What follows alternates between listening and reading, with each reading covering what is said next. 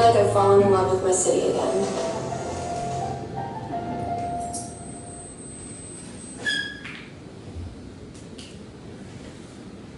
How do you guys feel after watching that video?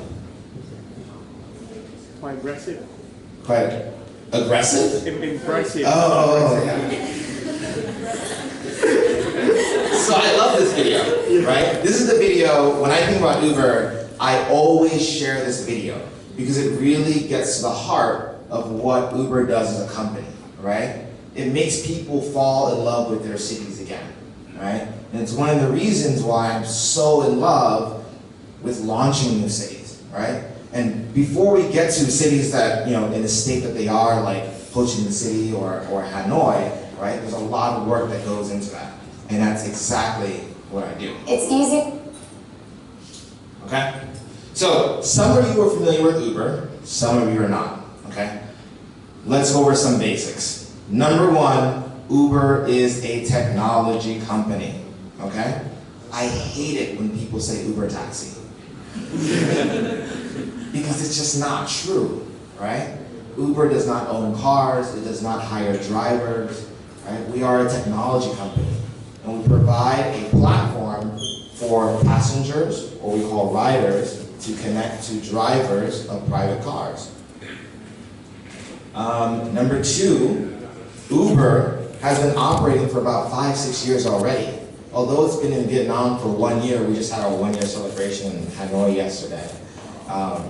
We've been in Vietnam for 1 year, but Uber actually has been operating for about 5-6 years. So we've gotten pretty good at this press a button and get a car thing, right? And our CEO always says, if we can get you a car in 5 minutes, then we can get you anything in 5 minutes, right? And that's what we think about when we think about the power of the Uber technology. Okay. So what is launch? Launch is the process of setting up a new Uber city. Sounds easy, right? Press a few buttons, send a few emails, right? Make a few phone calls, and then bam, Uber, right?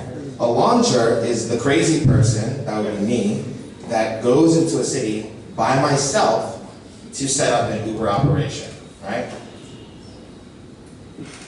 So this is what launch is, right? Wow. This is our launch in Hanoi. We were a Hanoi team. This is our launch in Bali. So I just got back from Bali after being there for 9 months on a launch project, and I've been back in Hanoi for about two months now, right? So when people think about launch, they see a lot of this, right? Cool parties, or celebrities, influential people, but there's a lot that actually goes on behind that, right? So what happens when we actually launch? A lot of the launch series that I go to, I don't know anyone, right? There's no office, there's no team. And so what I have to start doing, number one, is actually building an Uber community, right? That's the number one thing. When we launch cities, we build a community. It happens even before the first car is on the road. So when I get to a city, the first thing I might ask is, do you know someone that we can hire to be our operations manager or our market manager, right? A community does not just mean the riders and the drivers themselves, right? It means the people that will support what Uber's doing, whether or not they are active users on Uber's platform. So that includes KOLs, that includes businesses, it also includes riders and drivers. It includes people who are just interested in working for Uber. We often say Uber does not have employees or customers. It has fans. The people who want to work with Uber or affiliate with Uber actually love what Uber is trying to do. And it's not just about the product, it's about the entire experience. The next thing that we do is what we call making magic. Now I know this sounds a little weird, right? But let's go back to that question I said.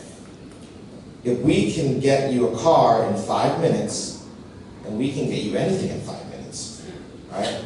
And our job as launchers is also to reimagine what are the possibilities in a city with this technology, right? Cars are boring, right? Everyone uses cars. What can we do with this technology? Well, in Vietnam, they brought you helicopters, right?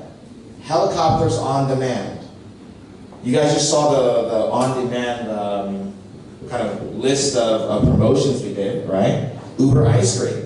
That was a campaign that was run in 150 cities all over the world at the same time with local suppliers. So when we say making magic, think about the last time you saw something that made your jaw drop because you thought it was impossible, right? And now with this technology, it actually is possible. And the final thing we do, but I actually think is the most important thing, is celebrate cities, all right? So Uber as a global business, and a very international team, we don't just throw a product in a city and say, this is how it works, all right? What we have to do is understand that each city has its own culture, its own history, language, people, right? And we want to celebrate that. It has its own challenges. We want to recognize that. And that becomes part of the Uber business model. We do that with fully local teams, right?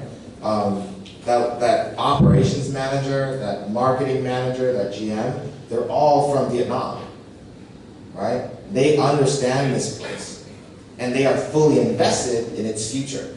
I think that's super important, right? They are actually invested in seeing 10 years down the road how their city has transformed from this technology. So celebrating cities is a combination of all of that, and that's how Uber wins markets, right? So to answer your question about what do I actually do, everything. When I go into a city, I went into Bali, there's no operations manager, there's no marketing manager, there's no GM, right? And so what being a launcher actually allows me to do is get a full scope of the Uber business from all of its roles, right? I'm the first operations manager. Most of the drivers, the first drivers here in Saigon, also in Hanoi, know my face, right? I actually did onboarding sessions with them. I trained them, right? I talked to them. You know those emails you get after you take a ride and you're like, oh, my driver was late, or he was like, he got lost, or you're like, my driver was awesome. And you know how you get a response, right? Well, as a launcher, I have the privilege of responding to each and every one of your emails. One person does it until we hire someone else, right? And when I can't recruit a GM, I stay back and I say, okay, how do we actually run the city now? How do we grow it? So it's a lot more than a party, though that's like a big perk of it. Okay, now this is the part I think is the most important. How did I get here? Okay. So every story has a beginning, middle, and the end, right? So I kind of told you guys the introduction, right? We're at the middle now, but I think what's going to be important in this middle part is there's going to be a little hardship, right?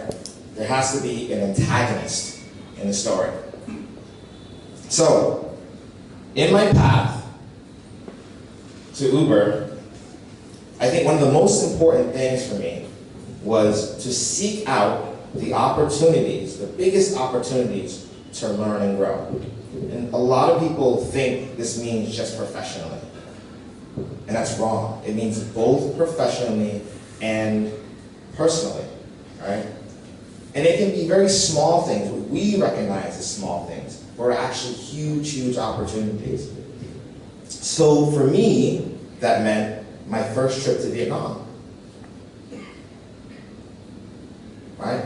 A lot of people don't think of that. If I had never come to Vietnam maybe 8 years ago, for a summer, I wouldn't be here right now, right? So people say, well, why did you decide to come, right? Come 8,000 miles across the road to a hot place with a lot of traffic where you don't know anyone and like it smells like fish on the street, right? I simply said, I've never done it before, right? There's so much that I can learn here or do here. The question is, why not? So 8 years ago, I took my first trip here, right? And after that, I kept coming back because I loved it so much. But those were personal experiences, not professional. And every time I left here, I felt like I kind of transformed a little bit and grown into a different person. And that's allowed me to actually recognize more opportunities. There's something important that someone told me once. They said, every opportunity not taken is not necessarily a missed opportunity. So there were chances I had to go to other places, right?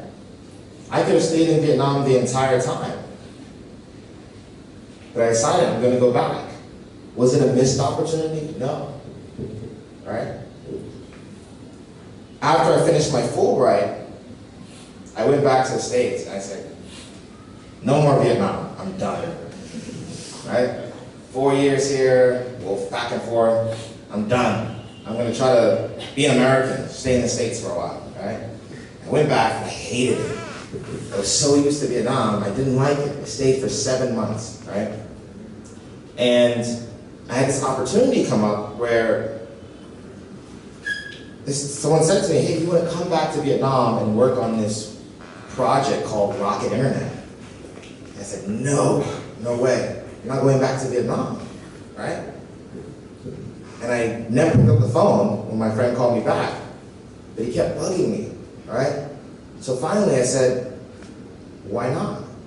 So 2 weeks later, I boarded a flight, came back to Vietnam, and I started my journey in what was kind of technology, right? Rocket Internet being the biggest kind of e-commerce companies that really set up in Vietnam.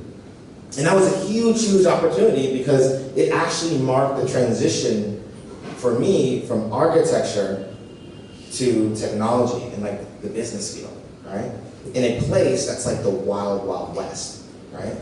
Where people say there are no laws, you can do anything you want, right? So Vietnam was like perfect, right? You guys are laughing, but that's what these opportunities really feel like, right? And so when you think about these opportunities, say like, how and where can I find them, right? And some of them are right in front of your face. We think of success as this big word that we put on the wall, right? And it means that what we have to do to achieve success has to be of that scale. It has to be just as big, right? We don't realize is that success is in the small opportunities. Every single small opportunity that we choose to take or not take, right? And those small successes are what actually leads to what we start to recognize as big successes, right? So those small steps that I took coming back and forth to Vietnam and then finally taking a larger step and joining Rocket Internet were actually what started me on a path to where I am now, right? And even in the context of launching cities, you know, we can't get to 50,000 drivers in 1 week, right? We have to start with one conversation at a time, right? One relationship at a time, and we build that momentum. But the reality is that a lot of these opportunities don't actually just pop up in front of your face. And there's a lot of key people that lead us to these opportunities, to them and through them. So the next piece of how I got here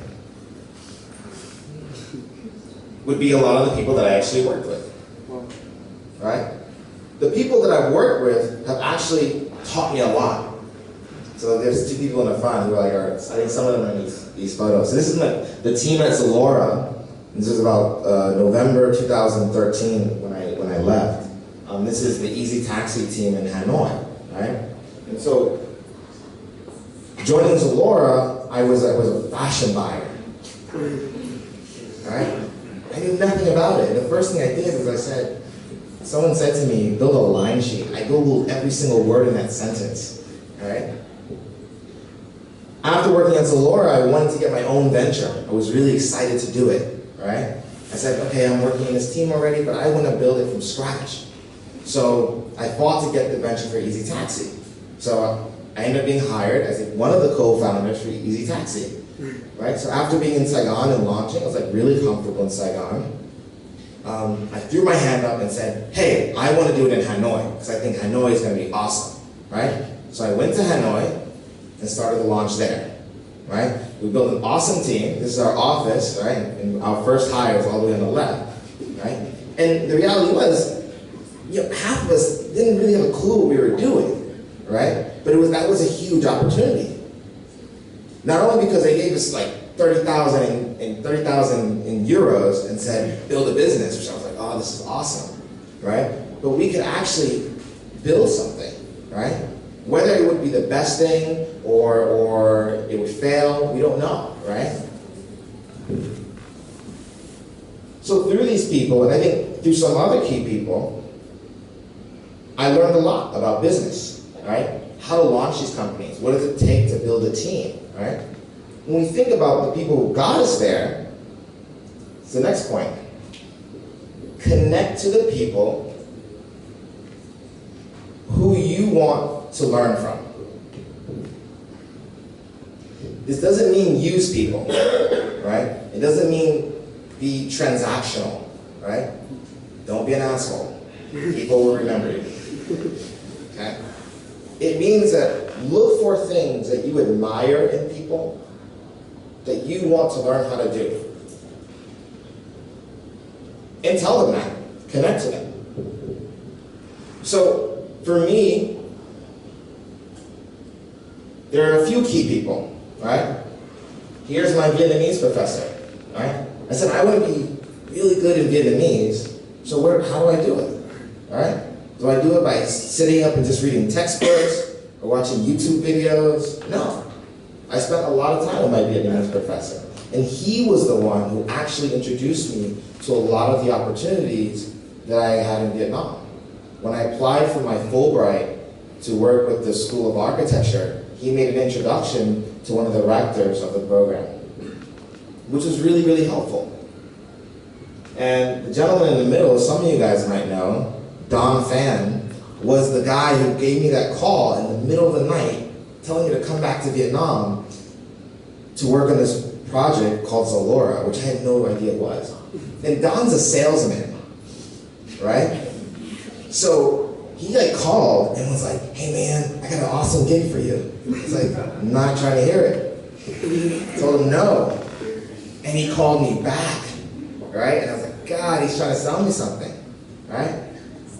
But the reality was, it was one of the best decisions I had ever made. So Don was the co-founder of Zalora, of Food Panda, and now he has his own startup called Bam, right? And so he's running that. He was also the guy who introduced me to Easy Taxi, right? So every time Rocket had a project coming in, he'd say, hey Adrian, Rocket has a new project, do you want it? But don't take that one. They won't give you that much cash, and it's probably going to fail in like 3 months, right? So he said, do Easy Taxi. Right? So these two people were some of the key mentors or people who guided me through these experiences. Just one thing for people to get us to those, we still have to connect to other people while we're taking advantage of these opportunities to make sure that we're maximizing or optimizing, right?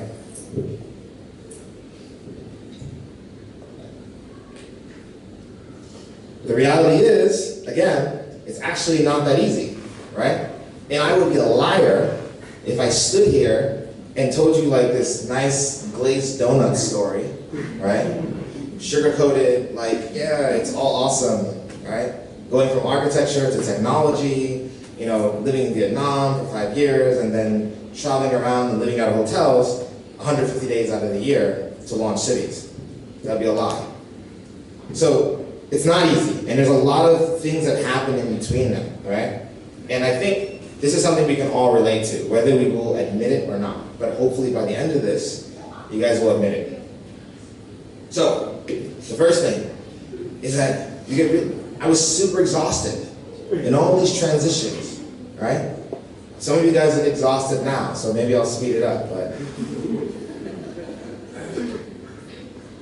when we're trying so hard to take advantage of these opportunities, and we're looking for these people to connect to, we have to always be on, right? We're so afraid of losing something or missing something that we're always hustling. We're always moving, right? And the reality is that sometimes we just get burned out, right? And I think, it's important for us to acknowledge that and realize that, right? And it was certainly important for me to realize that because it helped me think about a smarter way to do things, right? For now, I know some of you might be in technology or work for tech companies right now, and you guys will not admit it, right? But working 18 hours a day is not smart, right? It's not actually productive, right? So think about that. So you think about also these kids in Vietnam who go to school, right? They go to school at 7 a.m., right? Yes. Then they go home at 4 p.m. Not really. And then they go and take another class afterwards, Yes. right? That's crazy. So government officers will go to work at 8 a.m., go to lunch at 10:30, come back from lunch at 2 and go home at 4, right? So when we see children going through this kind of routine, we realize that we're trained to be exhausted. We're trained to kind of push ourselves through these experiences and never actually acknowledge the fact that we get tired, right? And we learn it from a very young age. And so when we get older, especially as we're going through these different opportunities to wherever we want to go, whatever our goals are, we don't want to say, hey, I'm tired. And there has to be a smarter way to do that, right? But as I mentioned before, that was something that's really important to me. As I realized changing from Zalora to Easy Taxi, I should have taken a break. So the Easy Taxi office was on the other side of the Zalora office in District 4. And so on that day, November 1st, 2013, I said to the buying team, I said, okay guys, my last day, thank you very much. I closed my laptop, I picked it up, I walked down the hallway, and I sat down. I said, okay, Easy Taxi, let's start, right? Which is crazy. I should have taken some kind of time, right? And refreshed myself. So this is the first big challenge. The next one is sometimes through these fast transitions, I had to learn quickly. I didn't know what was going on, right? When I joined Zalora and people were talking all these technical terms about buying, I had no clue what was going on. And Google was my best friend. I would Google all of these terms and write them in my notebook in the definitions, right? Because I just didn't want to be behind, right? But it would be foolish to say that transitioning from architecture to fashion buying and then to logistics, that I wasn't at any point confused, right?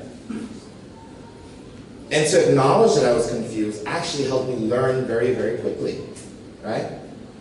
And it helped me learn the things that mattered the most, right? Some of them were about the actual technicalities of working in these fields, and some of them were actually about how these teams were structured. How should I build it?